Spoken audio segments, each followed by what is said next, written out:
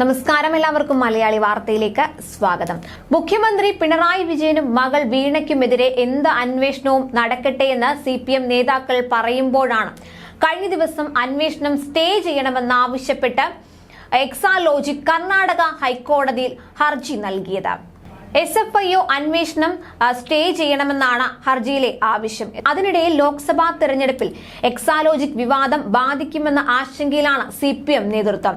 രാഷ്ട്രീയ പ്രേരിതമായ പ്രശ്നമാണെന്നും തെറ്റായ കാര്യങ്ങൾ ഒന്നും സംഭവിച്ചിട്ടില്ലെന്നും അണികളെ ബോധ്യപ്പെടുത്താൻ പാർട്ടി നേതൃത്വം തീരുമാനിച്ചിരിക്കുകയാണ്. പാർട്ടി സെക്രട്ടറി MV ഗോവിന്ദനാണ് ഇതിന് ചുക്കാൻ പിടിക്കുക എന്നാണ് വിവരം. ഇതിനായി ലോക്കൽ ബ്രാഞ്ച് തലത്തിൽ ഇക്കാര്യങ്ങൾ വിശദീകരിക്കും. ജനങ്ങൾ സംശയം ചോദിച്ചാൽ എന്ത് മറുപടി പറയണമെന്നതുൾപ്പെടെയുള്ള കാര്യങ്ങളാണ് താഴെത്തട്ടിലുള്ള പ്രവർത്തകർക്ക് നൽകാൻ ഉദ്ദേശിച്ചിരിക്കുന്നത്. ആദായനികുതി സെറ്റിൽമെന്റ് ബോർഡിന്റെ ഉത്തരവ് മുതൽ SFIOയുടെ അന്വേഷണം വരെയുള്ള കാര്യങ്ങളാണ് പാർട്ടി അണികളെ ബോധ്യപ്പെടുത്താൻ തീരുമാനിച്ചിരിക്കുന്നത്. മുഖ്യമന്ത്രിയുടെ മകൾ വീണ വിജയന്റെ കമ്പനിയായ എക്സാലോജിക്കിനെതിരെ കേന്ദ്ര ഏജൻസികൾ നടത്തുന്ന അന്വേഷണം രാഷ്ട്രീയ പ്രേരിതമാണെന്ന് വരുത്താനാണ് നേതാക്കൾ ശ്രമിക്കുന്നത്.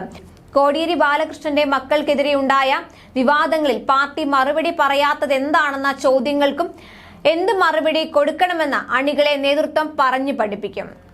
കേന്ദ്ര സർക്കാർ നിർദ്ദേശം അനുസരിച്ച് സീരിയസ് ഫ്രോഡ് ഇൻവെസ്റ്റിഗേഷൻ ഓഫീസ് നടത്തിവരുന്ന അന്വേഷണത്തിനെതിരെ വീണയുടെ കമ്പനി എക്സാലോജിക് കോടതിയെ സമീപിച്ചിരുന്നു. കമ്പനിയുടെ ആസ്ഥാനം ബംഗളൂരുവിൽ ആയതിനാലാണ് കർണാടക ഹൈക്കോടതിയിൽ ഹർജി നൽകിയിരിക്കുന്നത്. കർണാടക ആസ്ഥാനമായുള്ള കമ്പനി എന്ന നിലയിൽ കർണാടക ഹൈക്കോടതിയിലാണ് കമ്പനി ഹർജി സമർപ്പിച്ചിരിക്കുന്നത്.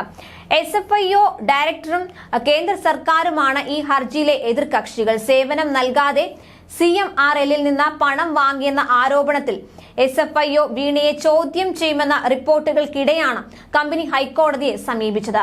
മുതിർന്ന സുപ്രീം കോടതി അഭിഭാഷകൻ CS വൈദ്യനാഥന്റെ നിയമോപദേശത്തിന്റെ അടിസ്ഥാനത്തിലാണ് എക്സാലോജിക്കിന്റെ ഈ നീക്കം.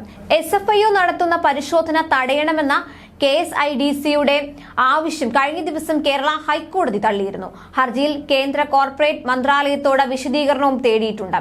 എന്തെങ്കിലും ഒളിക്കാനുണ്ടോ എന്ന ഹർജി പരിശോധിക്കുന്നതിനിടെ ഹൈക്കോടതി ചോദിച്ചിരുന്നു. ഒന്നും ഒളിക്കാനില്ലെന്നായിരുന്നു KSIDCയുടെ മറുപടി.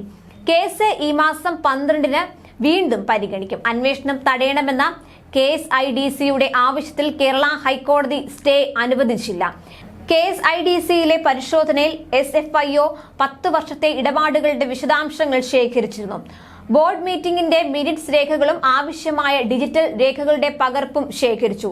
വേണ്ട രേഖകളുടെ വിശദാംശങ്ങൾ നേരത്തെ തന്നെ KSIDCയെ അറിയിച്ചിരുന്നു.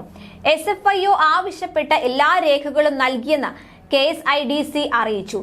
കഴിഞ്ഞ ദിവസമാണ് SFIO സംഘം KSIDCയുടെ തിരുവനന്തപുരത്തെ ഓഫീസിൽ പരിശോധനയ്ക്ക് എത്തിയത്. ന്യൂസ് ഡെസ്ക് മലയാളി വാർത്ത.